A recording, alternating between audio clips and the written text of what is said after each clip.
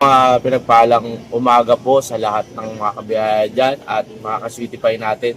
Ngayon po magte-test po tayo ngayon ng ating blood sugar. So kakainin ko po ngayon is Goya na dark chocolate at MX3 coffee. Ito lang po yung kakainin ko. Yung naging baseline po kanina is 100 10:06 a.m. So ngayon po ang oras po natin is 10:11. So yun po, simulan na po natin ang ating pagkain nito at ang blood sugar test.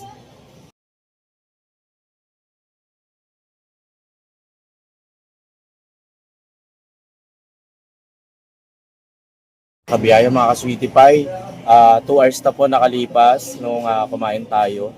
Ayun, uminom tayo ng MX3 and then yung dark chocolate na 30 grams. Okay, so check natin kung ano po yung final test niya. Okay.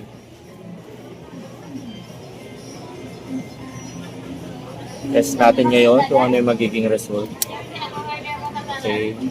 So MX3 coffee yung ininom ko. Walang halo yon, and then dark chocolate na 30 grams na Goya. And then naglakad-lakad po ako ng 30 minutes. Ayan. So try po natin. So zero po siya.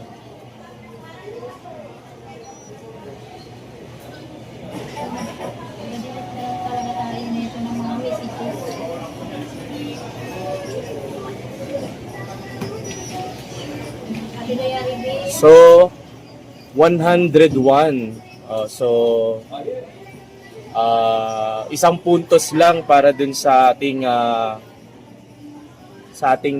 sugar spike. So meaning to say, pwede tayo kumain ng Goya.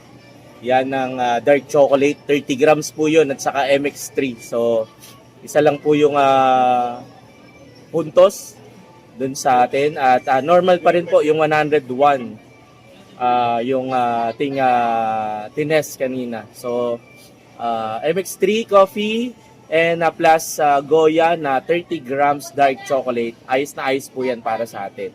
So maraming salamat po.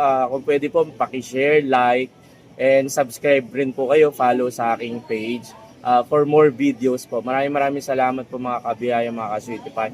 Pinagpalang tanghali po sa lahat.